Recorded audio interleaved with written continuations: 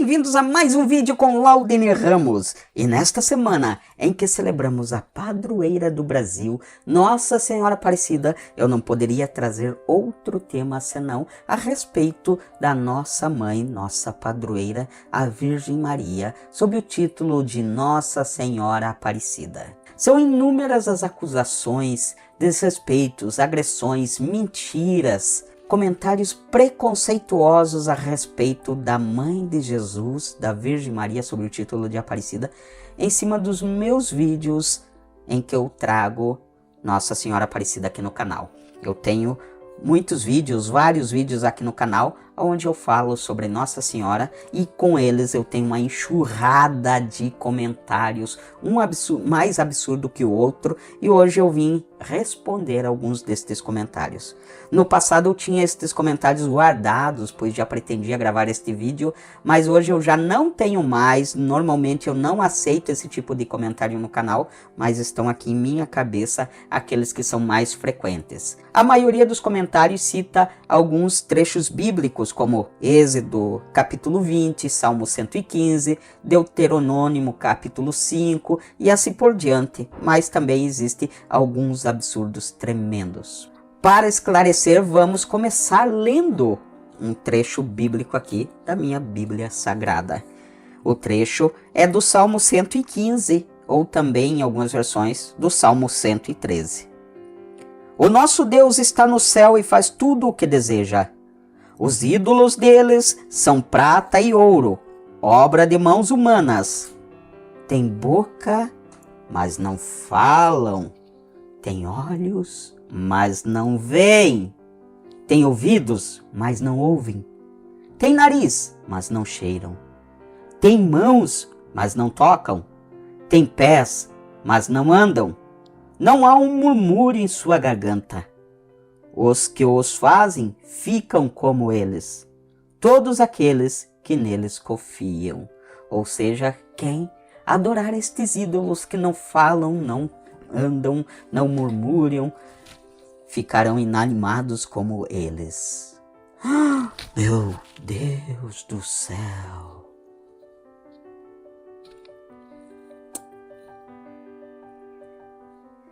Gente, você sabe o que é isso aqui? Esse aqui é a minha garrafinha de água benta, comprei lá próximo à Aparecida. Eu tenho em algum lugar uma imagem de Aparecida, mas não consegui achar para gravar este vídeo. Uma imagem de gesso, né? Mas não consegui achar para gravar esse vídeo, então usarei esta aqui que é de plástico. E está cheio de uma água benta aqui que não foi utilizada. Na verdade era da minha mãe. Vamos comentar então. Existem coisas que servem para o bem e coisas que servem para o mal. O carro é um meio de transporte excelente. Ele nos leva aonde queremos. Mas se usado de forma irregular, um veículo pode se transformar numa arma. Um carro na mão de um bêbado, de um drogado, às vezes se torna uma arma. O que seria da nossa cozinha sem uma faca? Como iríamos cortar os alimentos para preparar? Não tem jeito, né? Mas facas já mataram muitas pessoas. Já cruzaram a barriga, o peito, o coração de muitas pessoas. O carro já ceifou a vida de muitas pessoas. A Bíblia é a palavra de Deus. Mas quando usada sem critério por pessoas que têm um conhecimento leviano, superficial, ela se torna também uma arma perigosa. A palavra de Deus tem um objetivo: fazer com que os seres humanos se amem, se respeitem, vivam unidos em prol deste único Deus. Mas, por vezes, muitas pessoas que se dizem adoradores de Deus provocam a discórdia, disseminam o ódio, a desunião, porque não sabem usar da palavra de Deus, transformando-a numa arma. Vamos entender o que fala o Salmo 115, que eu acabei de ler, e vamos entender também o que significa adorar imagem. Começo respondendo que aqueles que dizem que católico adora a imagem são mentirosos. Nós não adoramos imagens. Este, sim, é um objeto que não fala, não anda, não escuta. Aliás, se falasse, eu levaria um susto. Mas eu não adoro isto aqui. É uma garrafinha de água em formato da imagem que apareceu no Rio Paraíba do Sul e que, por ter aparecido, nós chamamos de Aparecida. Mas existem várias formas de eu me referir à Virgem Maria, aos santos, a Jesus Cristo e ao próprio Deus.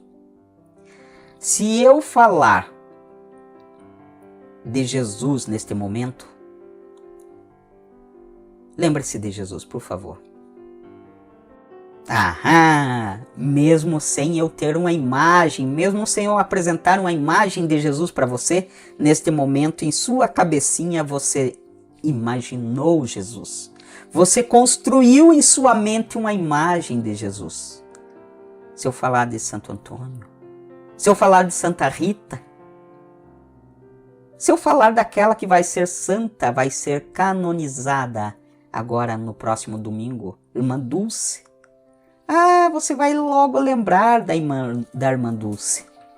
E o João Paulo II, você lembra dele andando, falando, talvez ele estirado lá naquela tábua, sendo velado lá no Vaticano.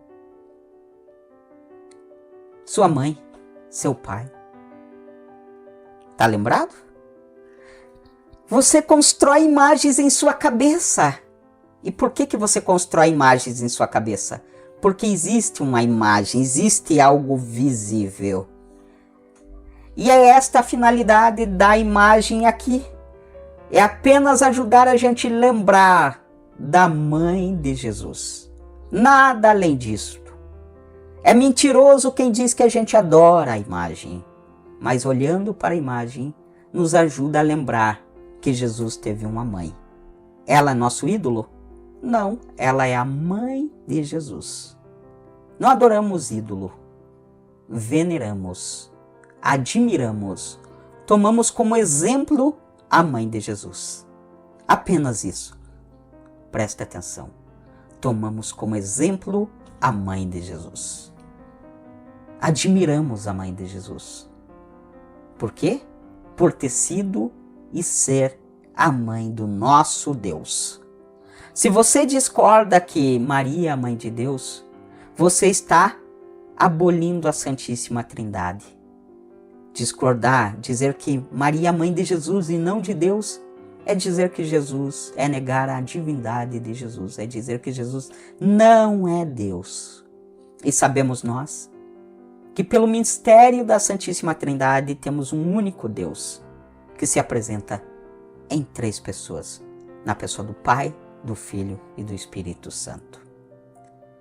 A imagem é só uma representatividade, é apenas uma lembrança, é algo que nos ajuda visivelmente a lembrar de alguém diretamente maior. Idolatria é construir uma imagem e tornar ela um amuleto e adorar apenas a imagem. A partir do momento que eu olhar para esta imagem e me manter nela, sem lembrar a quem ela me conduz, eu estou cometendo idolatria. Idolatria talvez seja aquilo que você tem pelo seu celular. Se ele é tudo para você, se você quando esquece volta a buscar, se você fica desesperado sem ele e outras coisas. Ou aquele amuleto que se você não carregar na sua bolsa, no seu bolso, você acredita que vai ter azar. Aquela camisa que você veste para torcer pelo seu time de futebol, porque se você não vestir vai dar azar. Isto é uma forma de idolatria. E existem outras formas de idolatria. O dinheiro que você fica monitorando a todo instante. Os teus negócios. Cada centavo que você cuida. Como se fosse a última coisa do universo em sua vida. A coisa mais importante. nós não adoramos Nossa Senhora. Se você usa a palavra idolatria, obrigatoriamente você tem que conhecer o que é dulia e hiperdulia. Latria vem do grego, dulia vem da mesma origem, grego. Aí, latria é adoração, adoração. Dulia é veneração, é admiração. Pelos santos e santas de Deus nós temos dulia. Por Nossa Senhora, por estar acima dos santos e santas de Deus e ser a mãe de Jesus, a mãe do nosso Deus, nós temos hiperdulia, uma hiperveneração, uma hiperadmiração. Para nós, Maria e os santos não estão mortos. Acreditamos que após a morte há 3 caminhos a seguir: o céu, aonde só chegam os santos e santas de Deus; o purgatório, onde aqueles que estão predestinados ao céu precisam ainda passar por um tempo de purificação, e esta purificação se dá através da nossa intercessão, através da nossa oração por eles, pelos mortos. E aqueles que sempre negaram a Deus e que eternamente também, por não quererem estar na presença de Deus, se mantêm distante de Deus, ausentes de Deus na eternidade. A isto nós chamamos de inferno. Nas imagens está o próprio demônio. É outro absurdo que a gente escuta com frequência. Há quem diga que na imagem de Aparecida está o próprio demônio.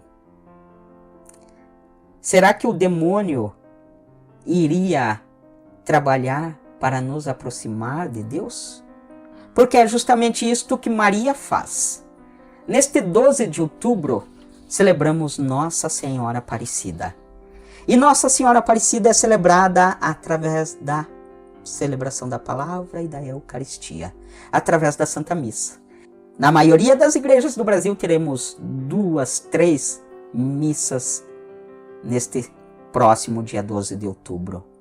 E a missa é um contato direto com Jesus Cristo. É tornar memória, atualizar o mistério da sua paixão, morte e ressurreição. Na Santa Missa, nós recebemos Jesus Cristo na Eucaristia. O próprio corpo e sangue de Jesus se mistura ao nosso corpo e nosso sangue, fisicamente. Na Santa Missa, nós ouvimos o que Jesus quer nos falar. Na imagem de Aparecida há um demônio. Então o demônio está nos conduzindo a Deus. Que santo demônio, hein? Um demônio que nos aproxima de Deus. Não seria o papel do demônio nos afastar de Deus? Não é isso que ele mais deseja de nós? A liturgia do dia 12 de outubro nos fala das bodas de Canaã, o primeiro milagre de nosso Senhor Jesus Cristo. E a frase mais notável, o versículo mais notável desta liturgia é quando Maria diz: fazei tudo o que ele vos disser. Na imagem existe um demônio, é o que nos acusa. Mas será que o demônio iria fazer com que nós obedecêssemos Jesus? Fazei tudo o que ele vos disser. Esta é a principal mensagem que nós celebramos no dia 12 de outubro. Que demônio é esse? Há quem diga: a imagem de Aparecida foi feita pelos escravos, religiões afro-brasileiras. Foi os escravos que jogaram a imagem no rio para esconder de seus patrões, de seus donos. A imagem de Aparecida não é naquela cor negra, que toda essa atribuição é devido à cor da imagem. Ela adquiriu aquela cor devido a ter passado algum tempo embaixo da água e também com o passar dos anos. Aos mais ignorantes que dizem que nós adoramos gesso, a imagem de Aparecida é terracota, uma espécie de argila. A imagem de Aparecida é, na verdade, uma imagem de Nossa Senhora da Conceição. Ela está grávida. Há uma protuberância na barriga da imagem. Ela está grávida de Jesus. E esta imagem era muito construída, muito confeccionada em Portugal, porque os portugueses veneravam Nossa Senhora sob o título da Imaculada Conceição. Portanto, mais uma tese a fim de, entre aspas, difamar Nossa Senhora Aparecida. E mesmo que fosse de origem africana, construída com o intuito de uma devoção ou de uma religião afro-brasileira, o que importa é como ela foi parar nas mãos daqueles 3 pescadores. A origem, a idade tem pouca importância. O importante é que aqueles 3 pescadores precisavam de um milagre e recorreram a quem? A mãe de Jesus. Não foi a Aparecida, não foi a Imaculada Conceição, foi a mãe de Jesus. Aquela responsável por que Jesus realizasse o primeiro milagre. E como resposta, o milagre aconteceu. Maria não faz milagres? É o que dizem. E de fato, esta é uma das poucas verdades que falam a respeito de Maria. Ela não faz milagres. Ela, como os outros santos e santas de Deus, são intercessores. Como eu disse, o destino nosso final é céu, inferno ou purgatório. Aqueles que estão no céu, mesmo sem ter a onisciência, a onipresença, que são propriedades únicas de Deus, através do corpo místico de Cristo, conseguem nos ouvir. É o próprio Cristo que faz com que os santos e santas nos ouçam. Assim, Cristo sendo a cabeça e nós, igreja militante, nós aqui na terra, igreja padecente, aqueles que estão no purgatório, igreja triunfante, aqueles que estão no céu, nos comunicamos pela vontade de nosso Senhor Jesus Cristo e por intermédio dele. Aqui eu tenho um dedo e aqui eu tenho uma mão segurando o meu dedo. Este é um membro, meu dedo é um membro, minha mão é outro membro. Se eles se comunicam, se eles conseguem se entrelaçar, quem permite que estes gestos, esta comunicação, esta junção de mãos aconteça é a cabeça. Da mesma forma, Maria e os seus filhos aqui na terra, Maria consegue ouvir seus filhos, porque a cabeça, que é Jesus, corpo místico de Cristo, a igreja, permite essa comunicação.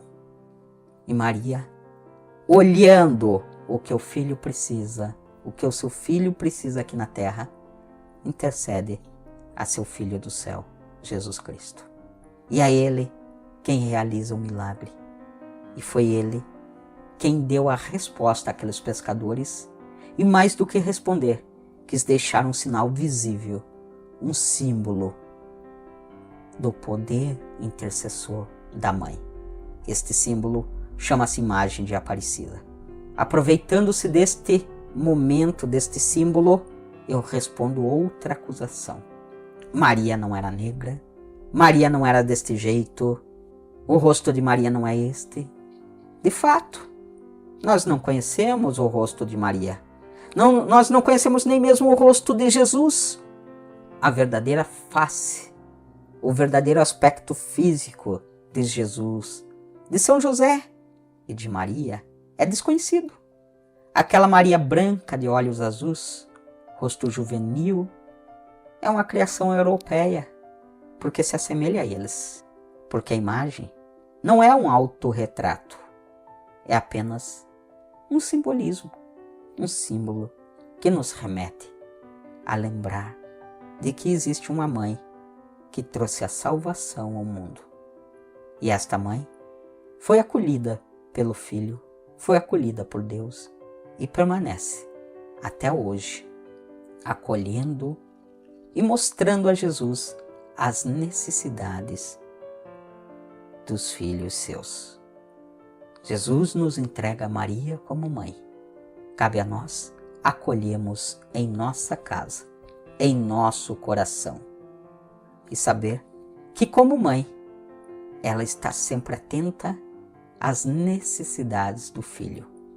Mesmo quando o filho esconda as suas aflições, a mãe tem o dom de identificar aquilo que o filho necessita.